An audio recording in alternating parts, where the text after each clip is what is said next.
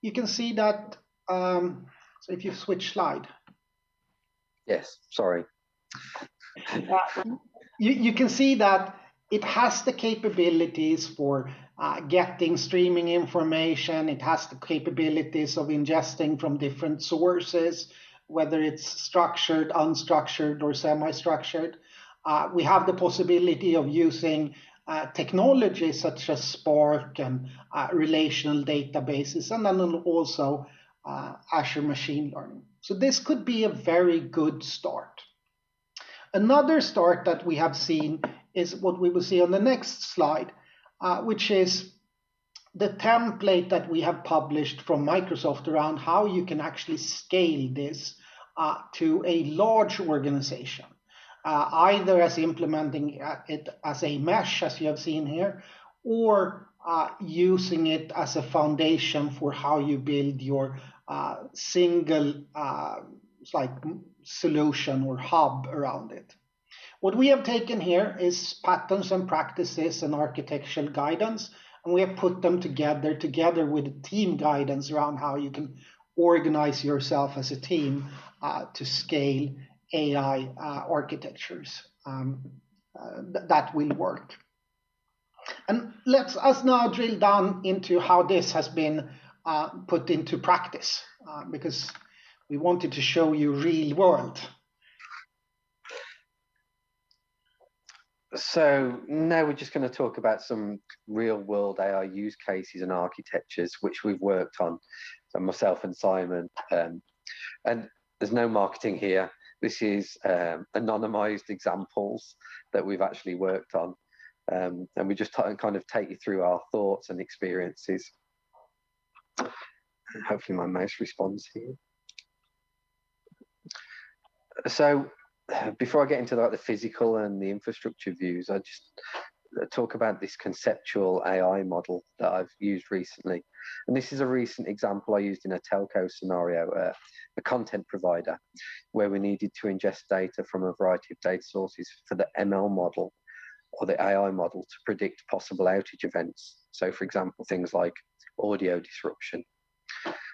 At the highest level, we've been talking to customers about 3 primary layers. So here, we have ingestion, processing, and serving.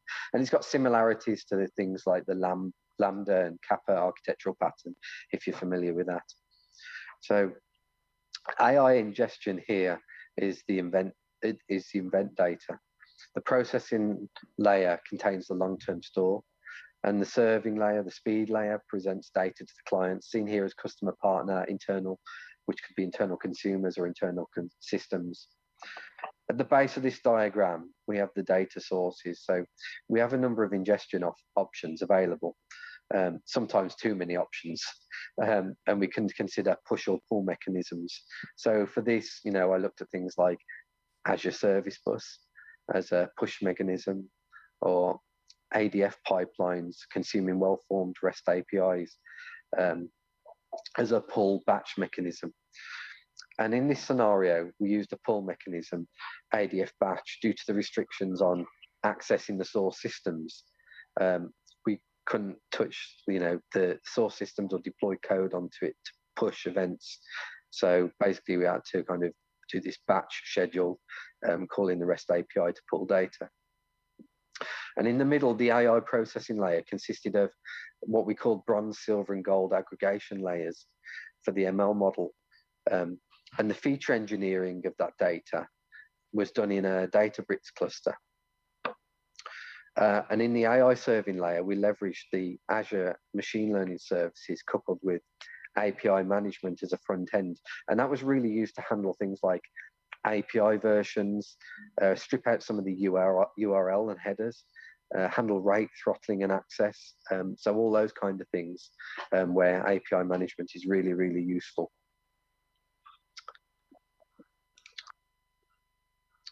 On a physical view now of the same use case in telco, and I'm just taking it down a level here and talking about the physical or the infrastructure perspective.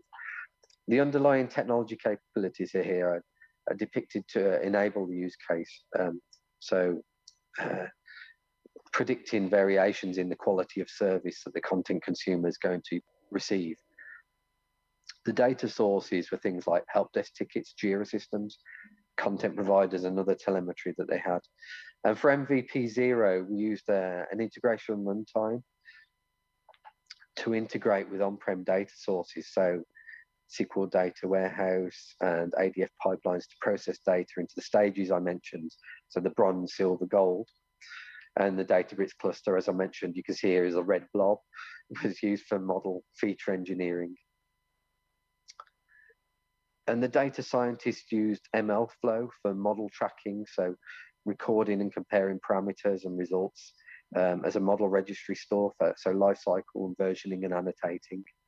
And then we had a Power BI dashboard on top of a SQL engine to present insights about those aggregated levels of data to the data analysts, which, we wanted to provide some insights in how the data was formed, some traceability and insights in the data that's being consumed by the model.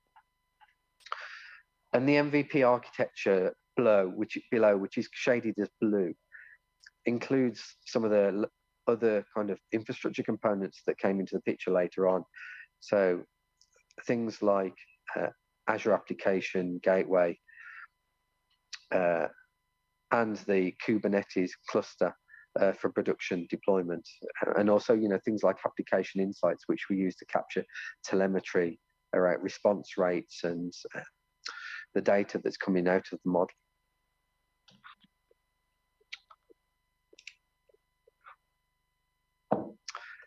And then as a slightly different example, here's an example relating to a sustainability scenario. And this kind of outcome is related to increasing yield of coffee in fields, reducing environmental impact and empowering a state workforce. So what's interesting here is that the ML model was built by a third party, an academic institution, and they wanted to productionize the model and ingest other data sources. So this is around, as I mentioned, coffee plantations, and a fast-moving consumer goods organization wanted to explore the benefits of technology and AI to increase yield of plantations and reduce the need to buy more land, basically to increase output. And there was also the other aspect to empower workers with technology in the hands and devices to provide Power BI on devices with insights. And also use things like Kaizala, if you're familiar with that, as it's a Microsoft secure business work management mobile messaging app that can be used to communicate with the workforce in the field. And I talk about some of the major components here. So on the left, we see the data inputs, so imagery, drone imagery, field-based sensors, which are huge staffs that are planted in the ground that collect the weather data, weather measurements, soil, satellite imagery, third-party weather data. And in the center, we leverage systems like Azure IoT Hub for large-scale event ingestion. We've provided siloed environments like the data science virtual machine for some data science exploratory work. But again, the kind of core systems that we use for productionizing ML, things like Azure ML services. And again, Databricks was used here for the compute power for processing and doing the feature engineering on the ingested data. So there's quite a lot going on here in this picture, but I just wanted to give you an overview of a different scenario of how AI is being applied in a different use case.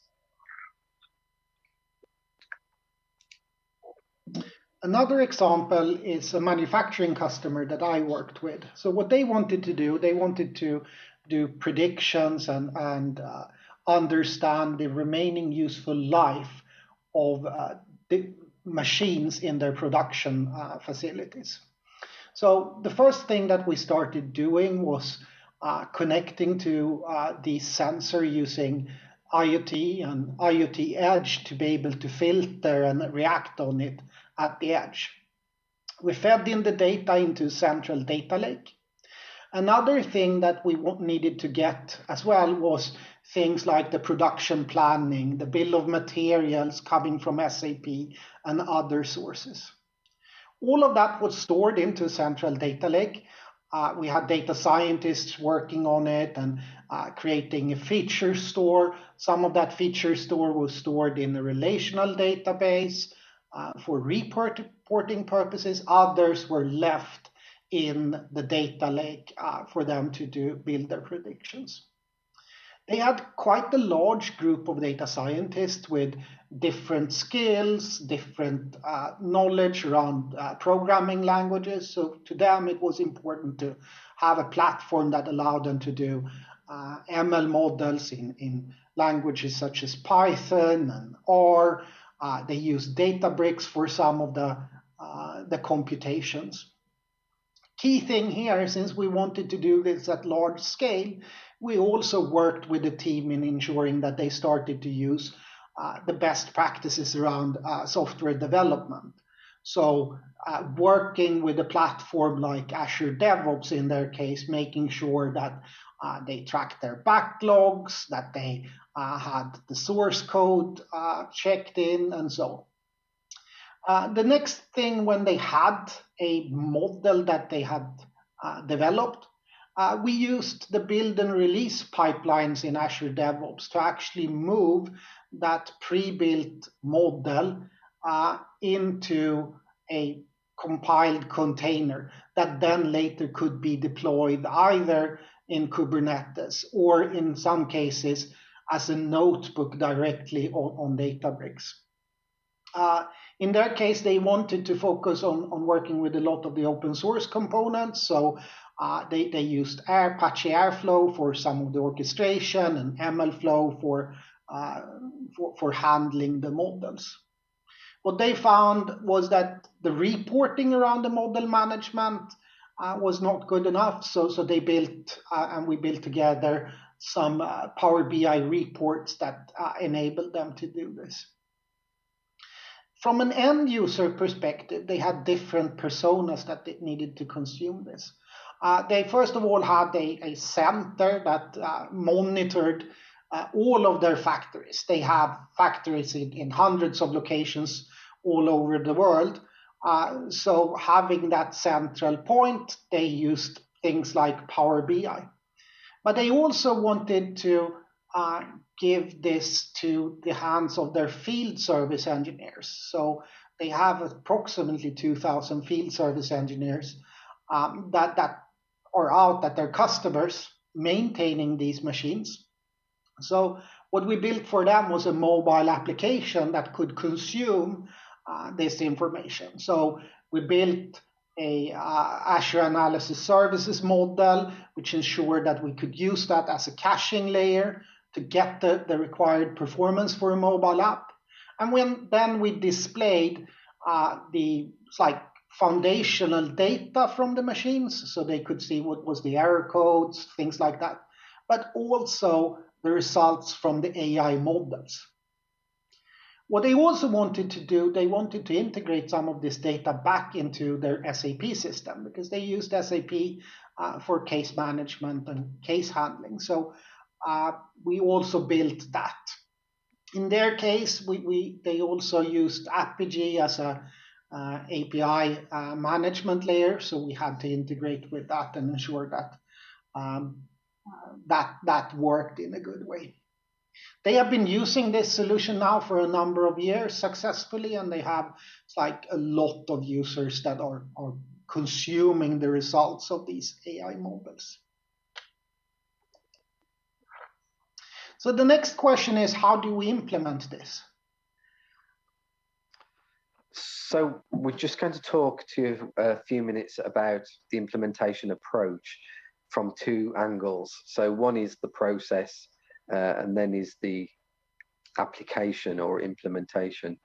And hopefully none of this is new to you, but we just wanted to talk about how we, Microsoft, approach implementation for AI scenarios or projects.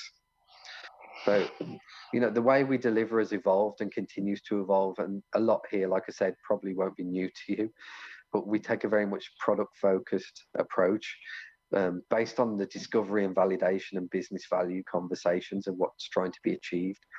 And sometimes, this confuses organizations when we, Microsoft, turn up and lead with, what's the outcome or product you're trying to produce here, instead of talking about Synapse pipelines or API management or purview data maps. So, we have this kind of product focused mindset. And we've embedded the DevOps engineering culture and practices throughout our organization, from things like continuous integration to quality and improvement, and infusing architectural principles such as platform as a service first and secure by default. And then what you'll see in the center are things that, are very relevant today, like the cloud adoption framework, which hopefully you're all familiar with, which is so how, prescriptive guidance around how to be ready and adopt for the Azure cloud. And there's something specific guidance there relating to data capabilities. If you look at DMA, the data management analytics guidance, which also talks about things that Simon mentioned around mesh. And there are some really great accelerators in there with code repositories that you can look at as well.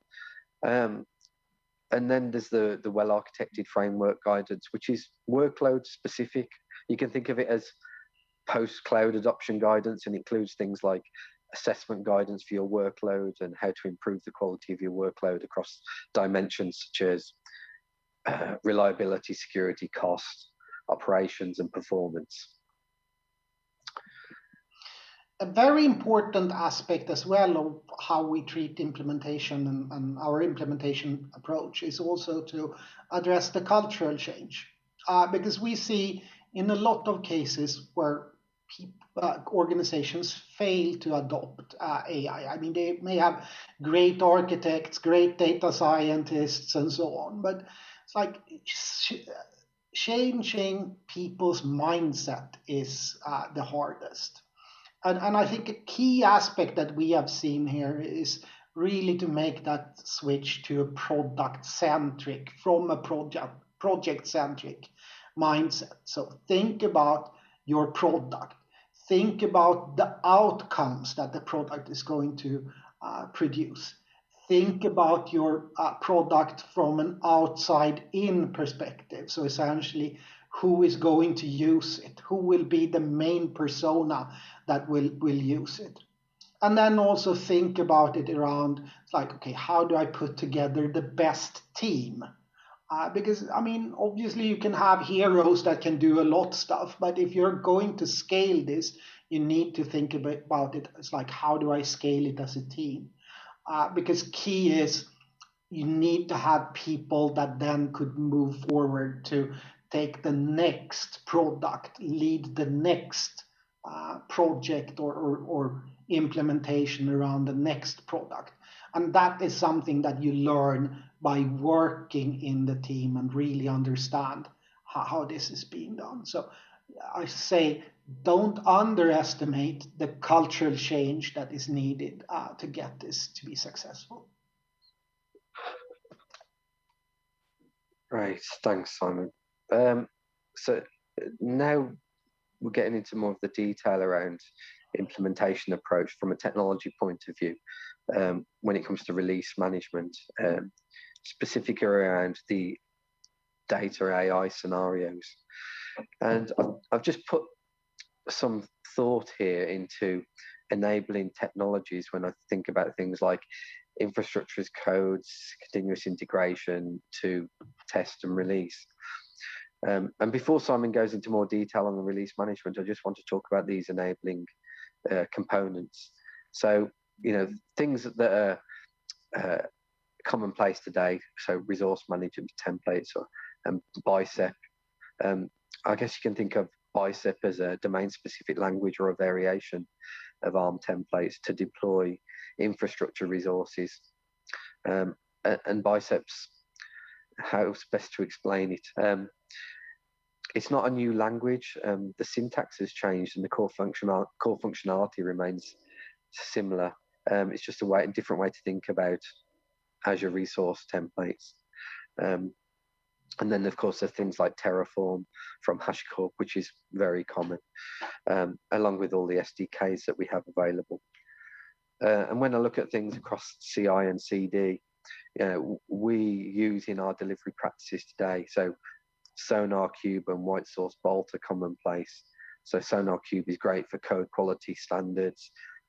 It can assess things like T-SQL, JSON, Python code, includes capabilities to look at linting, syntax, PyTest. So it's really extensible and a great code quality tool. And White Source Bolt similarly is, looks at things like if you're using Python open source, it's great because it'll check for licenses and code vulnerabilities. Integrates, through the Azure DevOps environment, and there's marketplace add-ins.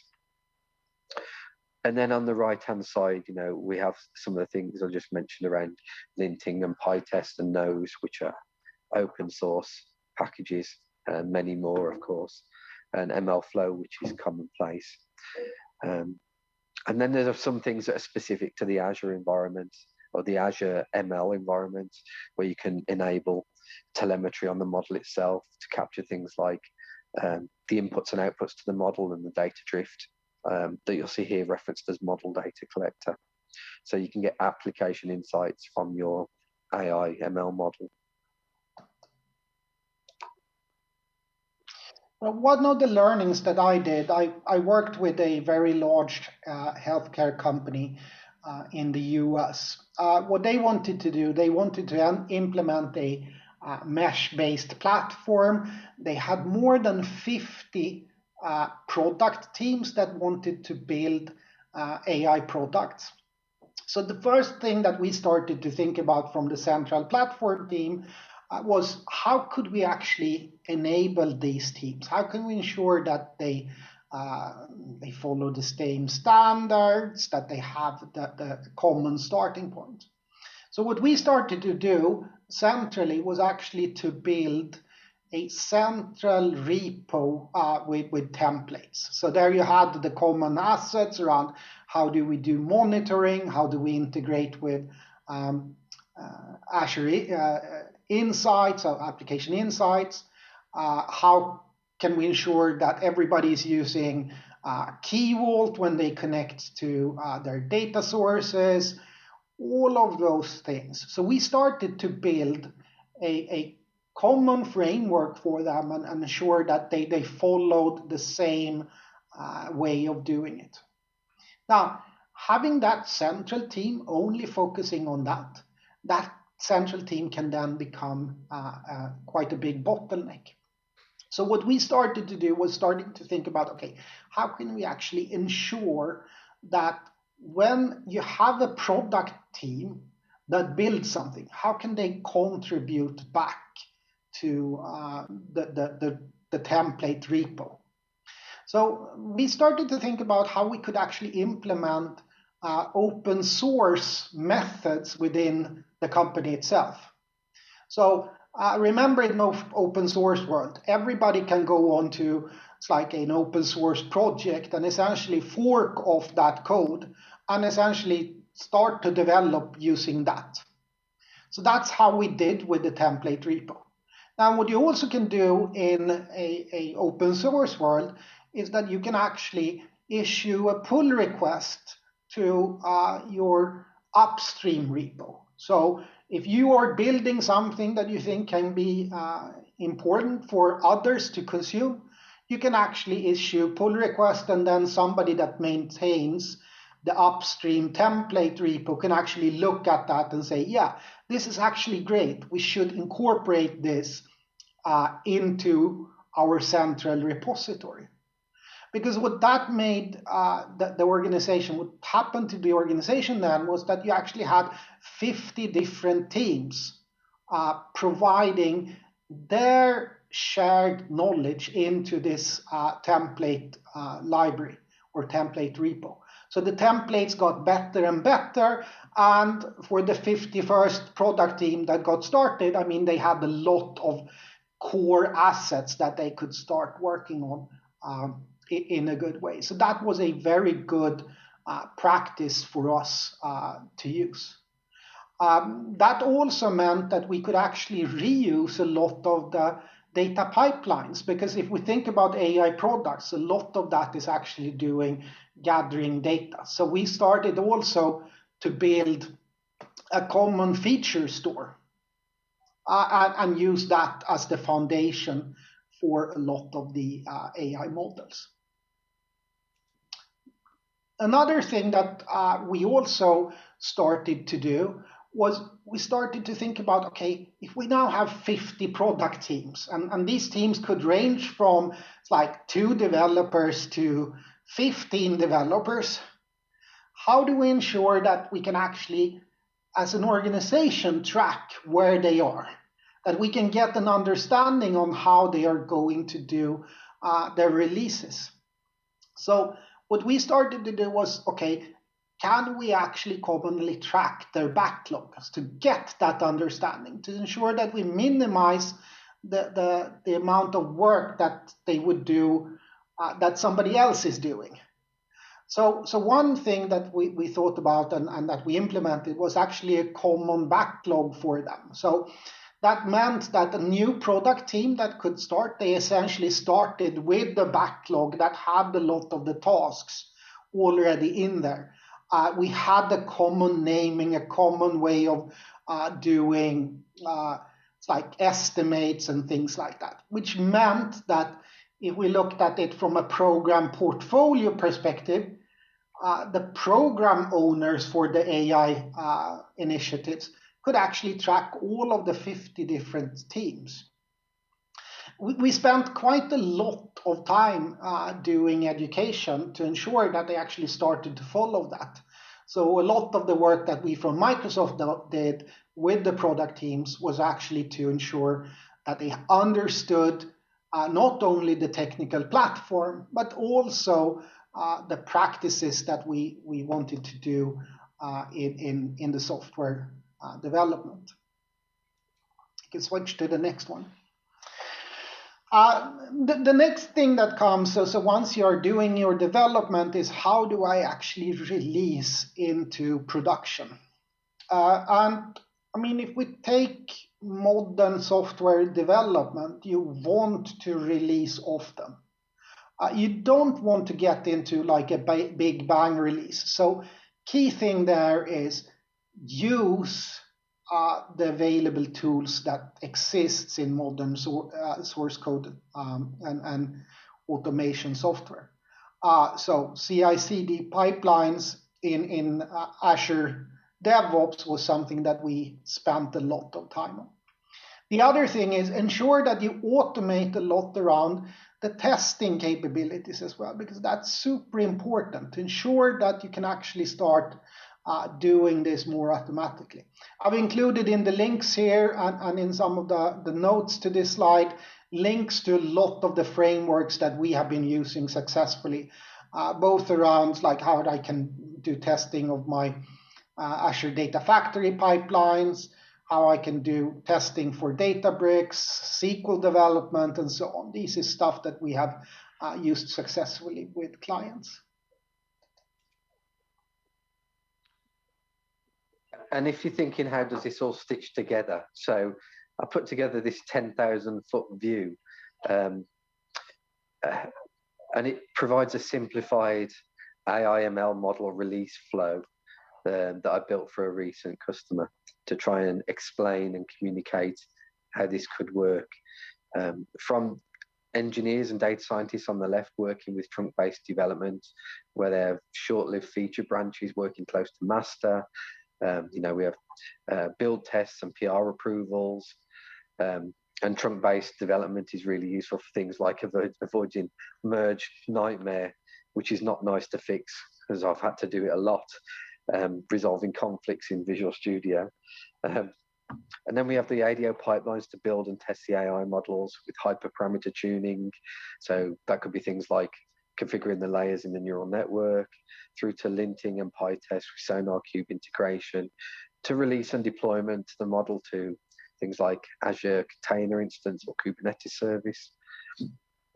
And it's good practice to include things like smoke tests for sending a sample query to test the scoring of the web service, just verifying you've got expected response, for example. And one thing, just as a side note, I also find, I'm using this pipeline game, and I don't know if anyone's looked at it, but if you look for pipeline game on one of your favorite search engines, it's a really good interactive way to work with stakeholders to understand how your release or pipeline process might work and what you need to consider. Just take a look at that, because I find it's quite a useful way to bring everyone together to understand what needs to happen to release products into production. And then I just briefly, there are various checks and gates here. So, the approval to release, and then reviewing telemetry. And things that are very appealing when it comes to ML is the Canary and A/B testing deployment. So, you can think of Canary as a way to test a new version of the model to a small set of customers to start to monitor responses to see if anything unexpected happens. And A/B testing is similar to Canary, but you're testing features on different populations. So model A on population 50% of the population, and model B on the other 50% of the population. And then we can use the output and telemetry from the model and the app insights to retrain. So I think this is quite a nice way to kind of visualize, communicate. And of course, the real world implementation of something like that Ben showed in the previous one is a bit more harder. So this is actually something that I did for a very large energy company. And it's like, how did we make sure that we followed these practices? I will not go into detail on this, but I left it for reference for you, how it actually can look like. And yeah, let's speed up because we'll take some questions. Common challenges. So these are our observations working on these AI scenarios. So, I think that's the key thing I want to say is technology is the easiest part, actually. For the AI scenarios or initiatives, these are some of the typical challenges we observe. So firstly, before you start getting into the implementation, consider the people and process implications before proceeding. So conducting an AI impact assessment, considering the people and the processes that are impacted. So as an example, a customer wanted to track employees in a factory, whether they were entering into red health and safety areas where they shouldn't be. The customer started to conduct a proof of concept, but suddenly the unions put a halt to that because there were concerns around how the data would be used, their personal data. Would it be used in performance reviews, for example? And then scenarios in retail where, thank you, AI might be used in stores, and what's the implications for customers and staff in that scenario? So think about the implications and conduct an impact assessment. And then, of course, there's things like, is the organization ready? What's the DevOps culture? And then, when to use what, not just which cloud to use, which cloud services to use, because often there's multiple choices. Data understanding, major issue. So, as an example, here's a parameter file with 1,000 parameters. They're not documented. We don't have a data dictionary. We want you to predict the hard life of our engine on our plane. Off you go. So, having that domain expert support is crucial. And then also managing expectations, because, data science is exploratory. Move directly to the key takeaways, I think. Yeah, let's do that. So key takeaways. So making sure you have a strategy and understanding this is a journey. Often people are interested and jump to AI straight away. You need to make sure you have the data strategy and data foundations in place. And when I think of strategy, that's kind of realized in multiple ways through horizon views, OKRs, whether aspirational or committed, and looking at KPIs. And then a key takeaway, I think, is reuse. Steal stuff with pride, I usually say. Reuse existing frameworks, architectures, templates. And then I would say as well, if you're leading a bigger team, if you're a lot of people that are working on this, I mean, adapt the open source mindset within your company as well. Start to share a lot because that is how you become successful. Okay, thank you, Simon. So we're coming to the end of the session now. We'd like to look into the screen very carefully. We're now going to hypnotize you. Look very closely. And now we'll just like to take some questions. And I've put the QR code up there for the survey because we all love feedback. If there are any questions, we've got some time to take those. So thank you for listening and sticking with us. Appreciate your time. So, are there any questions? Because then I can ask them to Ben. Sure. No questions? Then, guys, thank you very much for today. Please leave your feedback, and thank you, Ben and Simon. Thank you, everyone.